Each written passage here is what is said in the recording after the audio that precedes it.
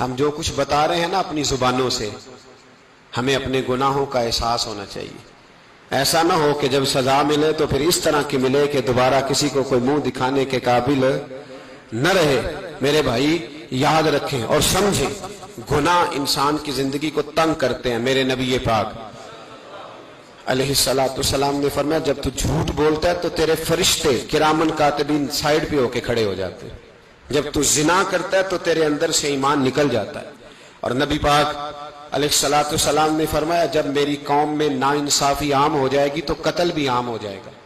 اور سن لو لکھ لینا یہ حدیث دل کی تختی پر.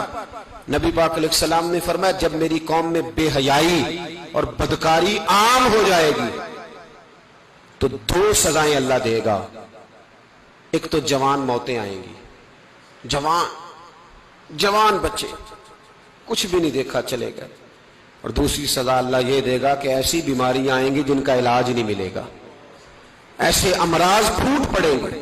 اگرچہ میں آپ کو ایسی تقریر بھی سنا سکتا تھا جس پہ آپ بہت زیادہ محظوظ ہوتے، پر میں نے اس جمعے میں ایسا موضوع چنا ہے جس کا ہمیں خاص ضرورت ہے.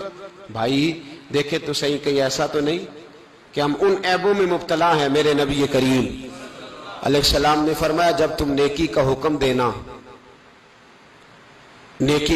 دینا اور برائی سے منع کرنا چھوڑ دو گے پھر اللہ تم پر ظالم حکمران مسلط کرے گا. اور اگلے لفظ اس سے بھی زیادہ سخت ہیں. محبوب فرمانے لگے پھر تمہاری نیک لوگ دعائیں بھی کریں گے تو اللہ وقتی طور پر ان کی دعاؤں کو بھی قبول نہیں فرمائے گا. اس لیے کہ تم لوگوں نے نیکی کا حکم دینا اور بھلائی سے روکنا چھوڑ دیا. عزیزو یاد رکھو جب گناہ عام ہوتے تو پھر حالات بدلتے اور لوگوں کو سزا ملتی ہے ان کے گناہوں کی. بلکہ یہاں تک لکھا ہے کہ نیت خراب ہو تو سزا شروع ہو جاتی. کیا خراب ہو؟ بولیے گا. نیت بھی خراب ہو تو سزا.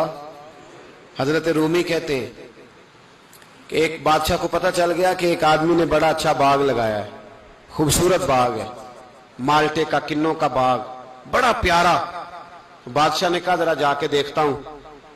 بادشاہ سلامت باغ دیکھنے آئے تو اب وہ مزدور آدمی تھا، عام آدمی تھا جس نے باغ لگایا، کسان تھا. اس کو کہا کہ چند کنوں توڑ کے لایا تو بڑے پیارے لگے.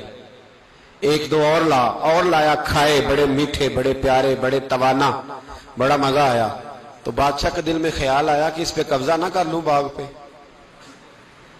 ہمارے ہاں نا کرائے پہ دکان دیتا نا مالک، تو جب کسی غریب کی چل جاتی ہے کہتا ہے تو خالی کر، میں نے خود ڈال لی ہے. چل گئی نا اس کی. حالانکہ رزق اپنے اپنے نصیب کا ہے، رزق اپنے اپنے نصیب کا ہے، جس کو اللہ تعالیٰ چاہتا ہے عطا کرتا ہے.